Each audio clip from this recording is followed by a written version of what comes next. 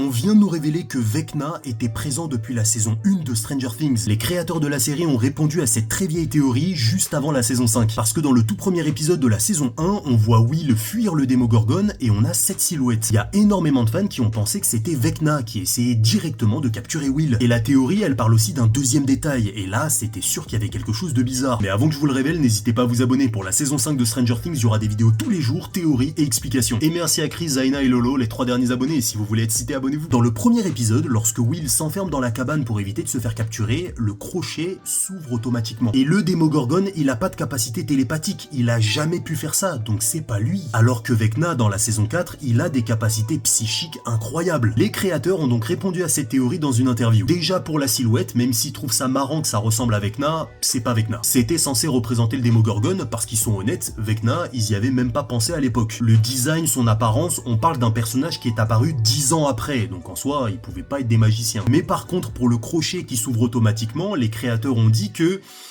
faudra voir la saison 5. Et que oui, effectivement, les Démogorgones n'ont pas la capacité de faire ça. Donc c'est Vecna, c'est sûr. Ils avaient déjà l'idée de faire un grand méchant qui aurait des pouvoirs incroyables, et même si son apparence, ils l'avaient pas, ils avaient ses pouvoirs.